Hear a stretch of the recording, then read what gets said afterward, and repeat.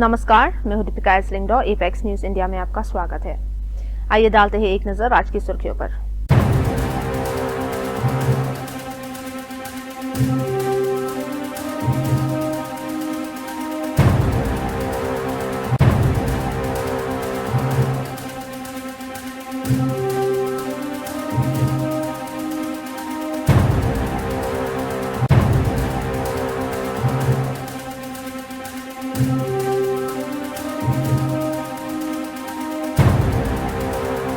Justice Suryakant ने आज chief justice of India के रूप में शपथ ली। सीजीआई कांत 53वें सीजीआई होंगे और 14 महीने का टेन्योर सर्व करेंगे। उनकी रिटायरमेंट फरवरी 2027 में होगी। प्रधानमंत्री नरेंद्र मोदी, गृह मंत्री अमित शाह, रक्षा मंत्री राजनाथ सिंह, लॉ मिनिस्टर अर्जुन राम मेघवाल सहित कई गणमान्य व्यक्ति आज शपथ ग्रहण समारोह में मौजूद थे। मैं सूर्यकांत जो भारत के उच्चतम न्यायालय का मुख्य न्यायमूर्ति नियुक्त हुआ हूँ, जो भारत के उच्चतम न्यायालय का मुख्य न्यायमूर्ति नियुक्त हुआ हूँ, ईश्वर की शपथ लेता हूँ ईश्वर की शपथ लेता हूँ कि मैं विधि द्वारा स्थापित भारत के संविधान के प्रति भारत के संविधान के प्रति सच्ची श्रद्धा और निष्ठा रखूंगा। मैं भारत की प्रभुता और अखंडता अक्षुण्ण रखूंगा। मैं भारत की प्रभुता और अखंडता अक्षुण्ण रखूंगा तथा मैं सम्यक प्रकार से और श्रद्धापूर्वक तथा अपनी पूरी योग्यता, ज्ञान और विवेक से तथा मैं सम्यक प्रकार से और श्रद्धापूर्वक तथा अपनी पूरी योग्यता, ज्ञान और विवेक से अपने पद के कर्तव्यों का भय या पक्षपात, अनुराग या द्वेष के बिना पालन करूंगा। भय या पक्षपात, अनुराग या द्वेष के बिना पालन करूंगा तथा मैं संविधान और विधियों की मर्यादा बनाए रखूंगा। तथा मैं संविधान और विधियों की मर्यादा बनाए रखूंगा।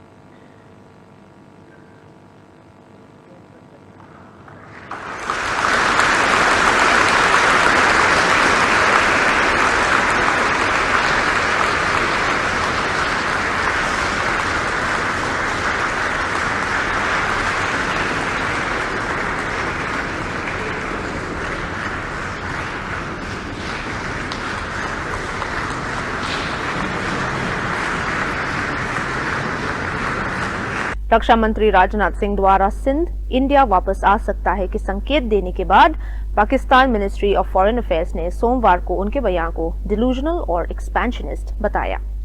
स्टेटमेंट में कहा गया, पाकिस्तान भारत के डिफेंस मिनिस्टर के सिंध प्रदेश के बारे में दिए गए भ्रामक और खतरनाक रिविजनिस्ट रिमार्क्स की सख्त निंदा करता है।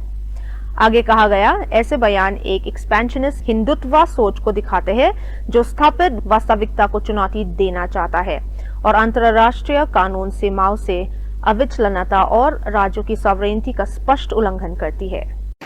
आज सिंध की भूमि, मेरे बहनों भाइयों, यह भारत का हिस्सा भले ही न हो, लेकिन सभ्यतागत रूप से सिंध हमेशा भारत का हिस्सा रहेगा। और जहां तक जमीन की बात है तो बॉर्डर्स तो बदल सकते हैं, क्या पता कल को सिंध भारत में फिर से वापस आ जाए। स्टेट मिनिस्टर कौशिक राय ने बुधवार को कहा कि elevated corridor project sustainable urban mobility का एक टर्निंग पॉइंट है, जिसका उद्देश्य शहर की ऐतिहासिक पहचान को बचाते हुए भयंकर ट्रैफिक जैम को दूर करना है।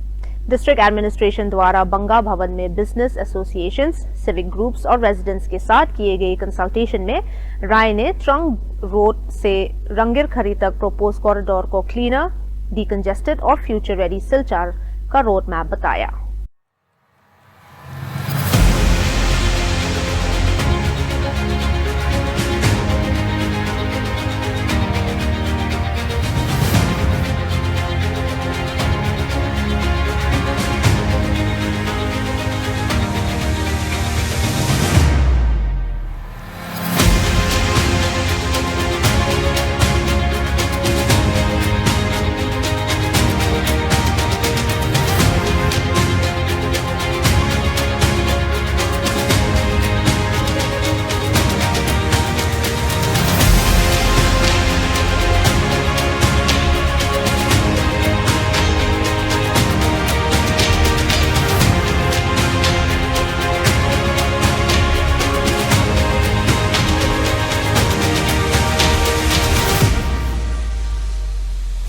अगले साल होने वाले Garo hills autonomous district council GHADC चुनाव से पहले निक्समसो गारो कम्युनिटी ऑर्गेनाइजेशन NGCO ने नॉन ट्राइबल कैंडिडेट्स की भागीदारी का विरोध किया है। संगठन का कहना है कि ऑटोनमस काउंसिल गारो लोगों के अधिकार, जमीन पहचान और पारंपरिक स्थानों की रक्षा के लिए बनाया गया है, खास तौर पर नोकमा सिस्टम और एंसेस्ट्रल लैंड ओनरशिप के लिए। दिल्ली में 23 नवंबर को एयर पोल्यूशन प्रोटेस्ट हिंसा में बदल गया, जब कुछ प्रदर्शनकारियों ने माओइस्ट लीडर माधवी हिडमा के समर्थन में नारे लगाए। पुलिस से झड़प हुई, जिसमें गिरफ्तारियां और चोटें लगी। प्रोटेस्टर्स पर पुलिस पर चिली स्प्रे छोड़ने का आरोप है, जिससे कई अफसरों को चोट लगी। सरकारी काम में बाधा डालने और पुलिस पर हमला करने के आरोप में 15 से ज्यादा प्रोटेस्टर्स गिरफ्तार किए गए। अथॉरिटी CCTV और वीडियो फुटेज का विश्लेषण कर रही है ताकि माओइस्ट स्लोगन्स लगाने वालों और संभावित अर्बन माओइस्ट नेटवर्क के लोगों की पहचान हो सके। एक प्रोटेस्टर की तस्वीर, जिसे पुलिस ने जमीन पर दबा के रखा था, वायरल हो गई।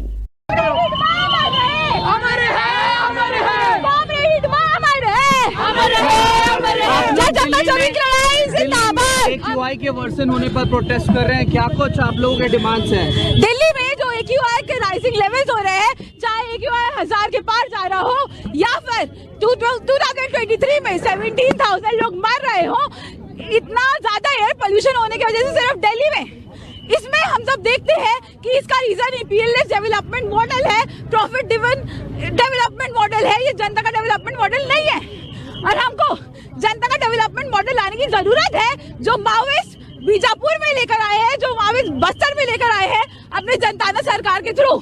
वहाँ पर सस्टेनेबल डेवलपमेंट किया जाता है, वहाँ पर महुआली तेंदुपत्ता को सस्टेनेबल तरीके से तोड़ा जाता है, वहाँ पर बाहर के जो कॉन्ट्रैक्टर्स हैं उनको अंदर नहीं आने देता है और वहाँ पर जो फार्मिंग होती है वो कलेक्टिव होती है। We requested many a time, just I said that they were blocking the road for around 1 hour. We requested them multiple times that they should not block the road, they should not block the sea hexagon, which is a main movement path. And they're looking in the evening time, it's a main movement for the people to go around and connect the area. However, when I saw that many of the ambulances and people were behind that and they were facing difficulties, they were getting agitated. So we had to remove that. By removal, they not only use the force and violence against the police personnel, but also we also first time come across that they use chili spray against the police personnel, and few of our police personnel got the spray on their face and the eyes, and they are getting treatment in the RML hospital, and we are taking legal action on that. Hezbollah ने पुष्टि की है कि उनके senior नेता हैथम अली तब्तबाई को Israel के Beirut के साउदर्न सबर्ब्स पर किए गए हमले में मार दिया गया। स्टेटमेंट में कहा गया, महान कमांडर तब्तबाई बेरूत के साउदर्न सबर्ब्स के हरत रेक एरिया पर किए गए धोखेबाज इजराइल अटैक में शहीद हुए। उनके संगठन में कौन सा पद था, ये नहीं बताया गया। तब्तबाई नवंबर 2024 के सीज फायर शुरू होने के बाद इजराइल द्वारा मारा गया सबसे सीनियर हिजबुल्लाह कमांडर है। इजराइल ने रविवार को लेबनान की राजधानी पर स्ट्राइक की, जून के बाद पहली बार, और कहा कि उसने हिजबुल्लाह की चीफ ऑफ स्टाफ हैथम तब्तबाई को मार गिराया। साथ ही ईरान बैक्ड ग्रुप को फिर से रीआर्म और रीबिल्ड न करने की चेतावनी भी दी। INS माहे, जो माहे class anti submarine warfare shallow water craft का पहला जहाज है, को सोमवार को इंडियन नेवी में कमीशन किया गया। INS माहे से इंडियन नेवी की कॉम्बैट कैपेबिलिटी और मजबूत होगी। इसका नाम मलाबार कोस्ट के ऐतिहासिक कोस्टल टाउन माहे के नाम पर रखा गया है। INS माहे का कमीशनिंग नए जेनरेशन की इंडिजीनियस शैलो वाटर कॉम्बैटेंट्स का प्रारंभ है, स्लीक, स्विफ्ट और पूरी तरह से इंडियन। शिप के क्रेस्ट पर उरूमी दिखाया गया है, जो कलारी पयत्तू की फ्लेक्सिबल तलवार है, जो एजिलिटी, प्रिसिजन और लीथल ग्रेस का प्रतीक है।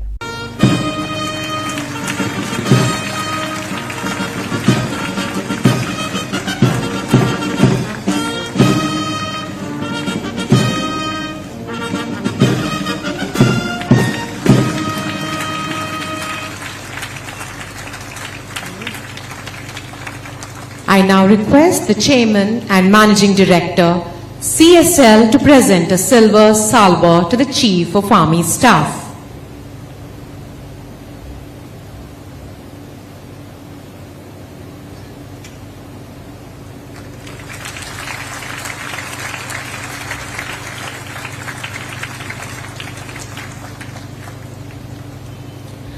I now request the Flag Officer Commanding-in-Chief, Western Naval Command to present the ship's model to the Chief of the Army Staff.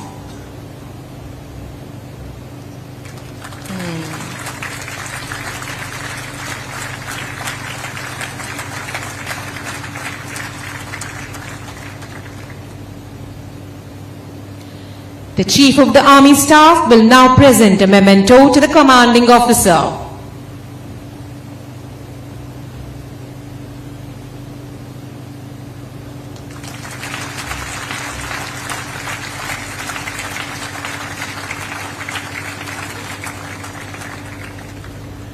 I now request the Commander-in-Chief to present a silver salvo to the commanding officer.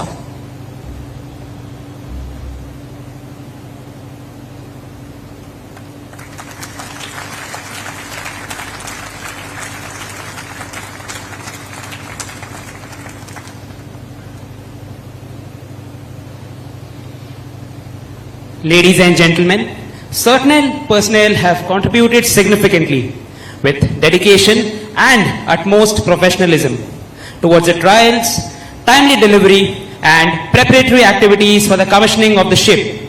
And in true spirit of jointmanship, the efforts stand deserving of honor and formal recognition. May I request the Chief of Army Staff to award commendation cards to these personnel. Commander Suraj B. Fattare.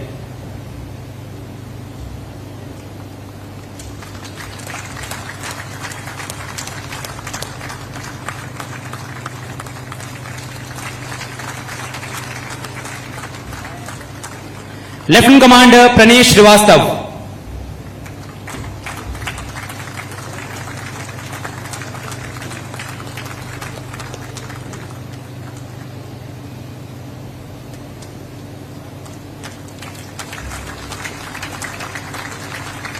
Lieutenant Commander Srishti Tiwari.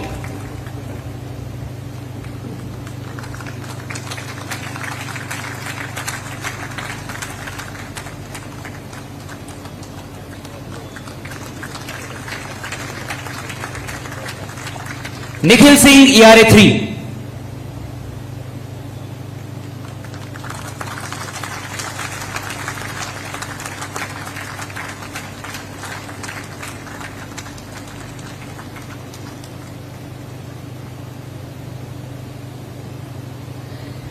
Mr. Abhilash Zakarias.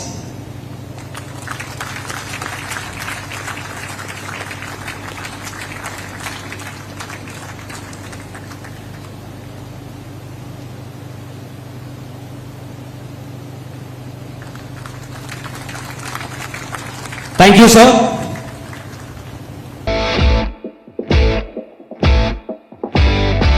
Target Alpha bearing 050.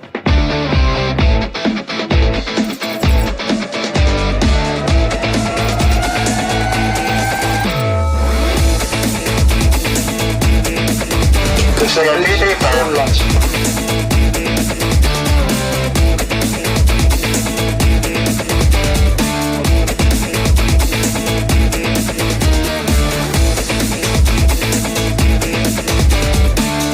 OW, full head engines.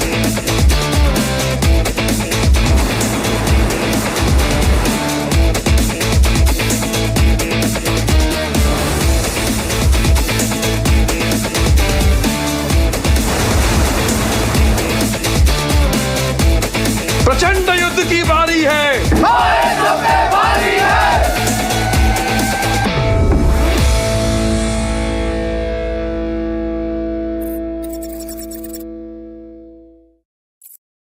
Pakistan के पेशावर में paramilitary headquarters पर 24 नवंबर को हुई suicide attack में कम से कम 3 सुरक्षा कर्मियों की मौत हो गई और 2 अन्य लोग जख्मी हुए।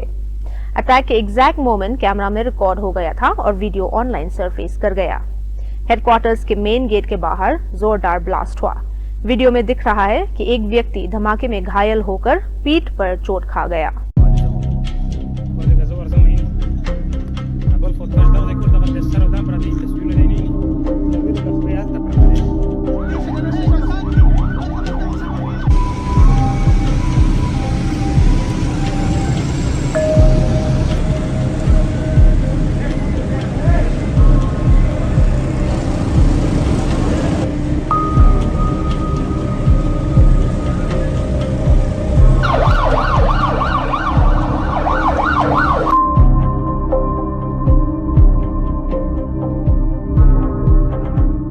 रशियन एरोबैटिक्स टीम ने दुबई एयर शो 2025 के फाइनल दिन इंडियन एयरफोर्स विंग कमांडर नमन सियाल को श्रद्धांजलि दी। रशियन नाइट्स की वीडियो में पायलट टीम को स्काई में मैन्यूवर्स परफॉर्म करते हुए देखा जा सकता है। उन्होंने कहा कि तेजस क्रैश के बाद के पल बयान से परे थे। उन्होंने ये भी कहा कि एयर डिस्प्ले जारी रखने का फैसला उन भाइयों की याद में लिया गया जो अपनी आखिरी फ्लाइट से वापस नहीं आए।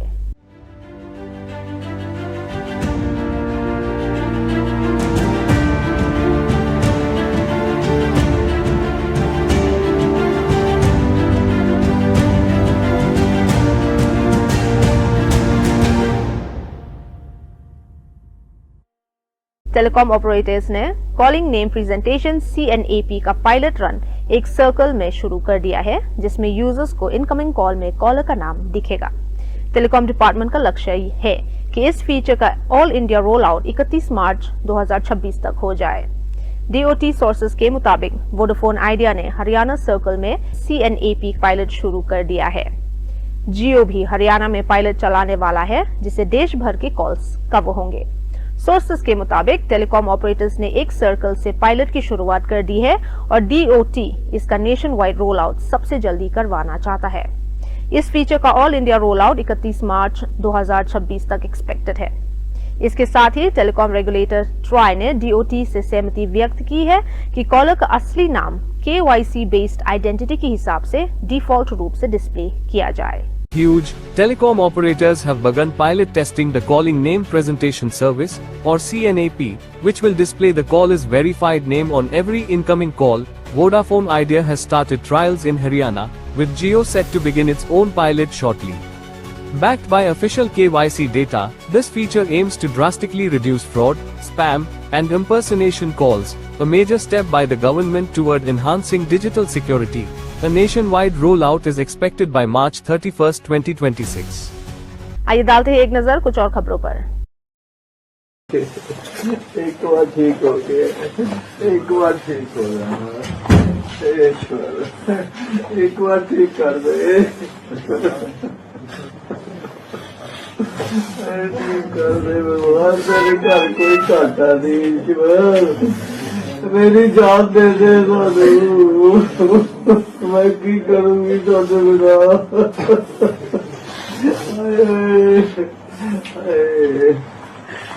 रब्बा रब्बा बहुत जुल्म कर रहे हो, रब्बा ठीक नहीं कर रहा, भगवान तो ठीक नहीं कर रहा।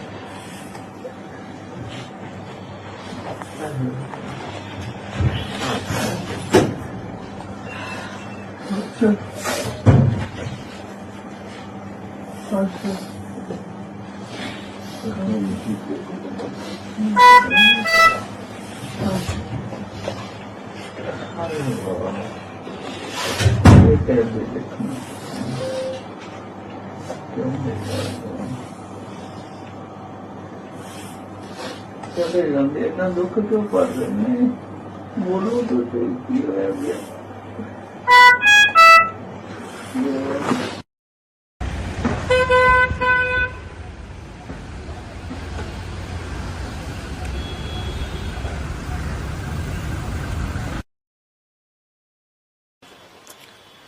ये कुछ 50-60 प्रोटेस्टर आए थे इंडिया गेट के अंदर। उन लोगों को बताया गया कि इंडिया गेट एक डेजिग्नेटेड प्रोटेस्ट साइट नहीं है। अगर प्रोटेस्ट करना है तो जंतर मंतर पे आप अप्लाई करके प्रोसीजर फॉलो करके आप वहां पे प्रोटेस्ट की परमिशन ले सकते हैं, लेकिन इस विषय में वो नहीं माने और उन्होंने बैरिकेड तोड़ते हुए सी हेक्सागन के अंदर जो मेन रोड है उस रोड को ब्लॉक किया, जिसपे भी उनको काफी रिक्वेस्ट की गई कि पीछे काफी एम्बुलेंस और जो लोगों को अपने घर जाना है इमरजेंसी में, उन लोगों को परेशानी हो रही है, कृपया करके रोड को ना ब्लॉक करें और रोड के साइड में बैठ जाएं। जब इस विषय पे वो नहीं माने, काफी समय तक ब्लॉक रखा, तो जो लोग थे जिनको समस्या उत्पन्न हो रही थी सिविलियंस को, उनको उनमें काफी उग्र हो रहे थे, उनमें काफी परेशानी उनको हो रही थी, जिससे हमें लग रहा था कि वो लोग आए भी और उनके अंदर स्कफल हो सकता है, वो झगड़ा कर सकते हैं, मारपीट की संभावना। तो इसलिए उनको, जो लोग प्रोटेस्ट पे बैठे हुए थे, उनको हमने रोड के साइड में किया और उसके बाद में रोड के साइड में जब हमने किया तो उसमें उन्होंने, प्रोटेस्टर्स ने पुलिस के साथ झगड़ा किया, जिसमें कुछ पुलिस पर्सनल्स के साथ हाथापाई में पुलिस पर्सनल्स को भी इंजरी आई है।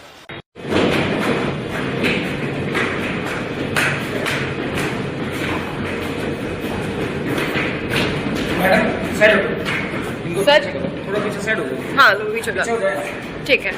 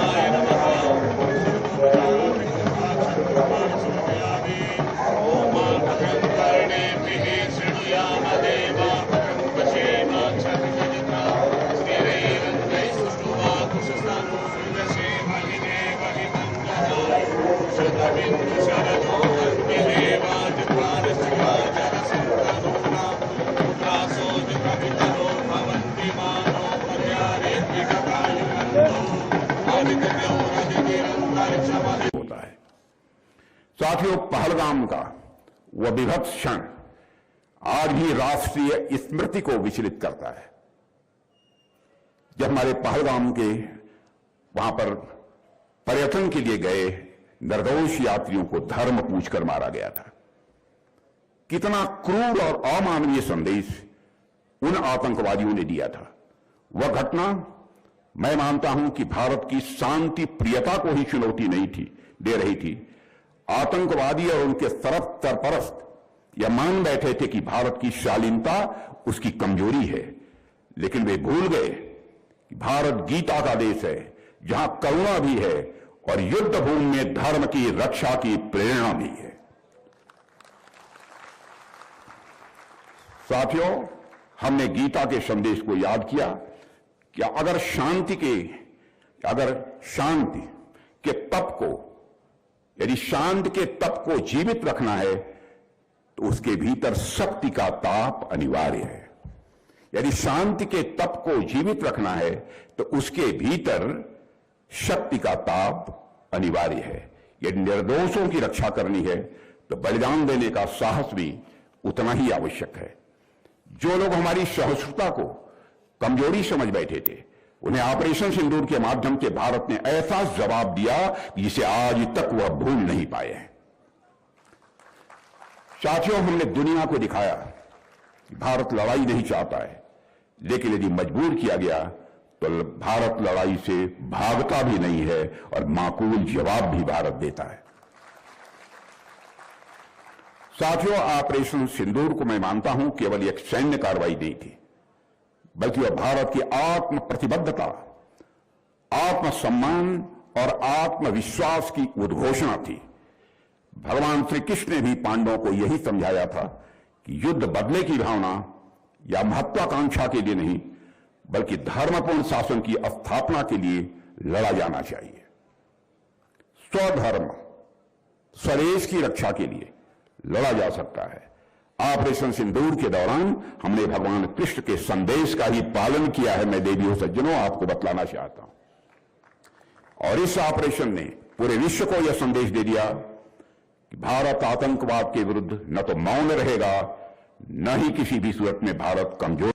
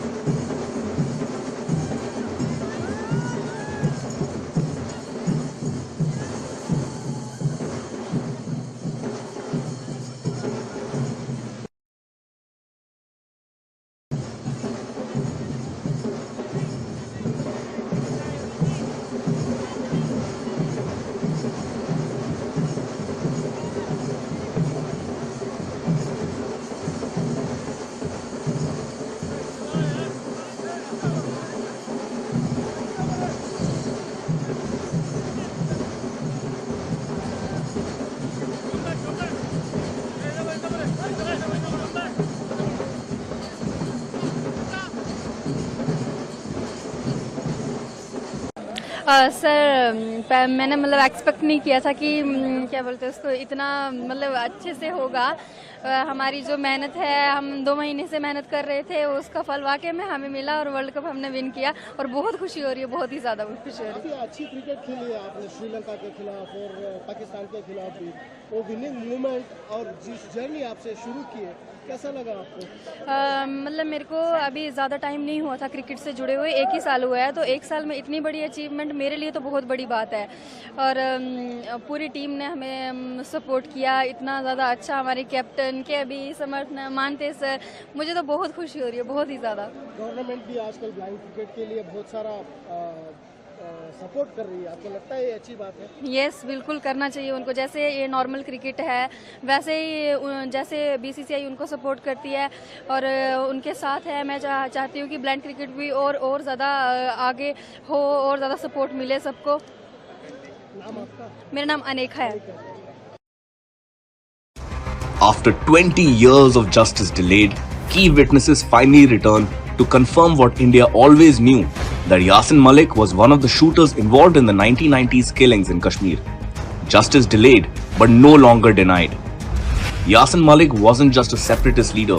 He was a militant who fueled the insurgency, led armed groups, enabled kidnappings, targeted killings, and played a central role in the violence that bled Kashmir for decades. During the UPA era, he was treated like a peace activist, not a terrorist. He was celebrated, given political legitimacy, and presented as a face of dialogue. Yasin Malik, who is currently serving a life sentence in a terror funding case, had recently revealed a shocking detail, that he met Hafiz Saeed in Pakistan in 2006 at the behest of the Congress-led UPA government, who would go on to mastermind the deadly 26/11 attacks. He even claimed that former PM Manmohan Singh personally thanked him for the visit and called him the father of the non-violent movement in Kashmir, all while victims waited. This is the man that Congress had patronized. With witnesses returning after 2 decades, accountability for the killings is finally catching up. Under the Modi government, terrorists aren't treated like local heroes. They face the law for their crimes. अब वक्त हो चुका है आपसे विदा लेने का। कल फिर मिलेंगे कुछ और खबरों के साथ, तब तक के लिए हमें इजाजत दीजिए। नमस्कार।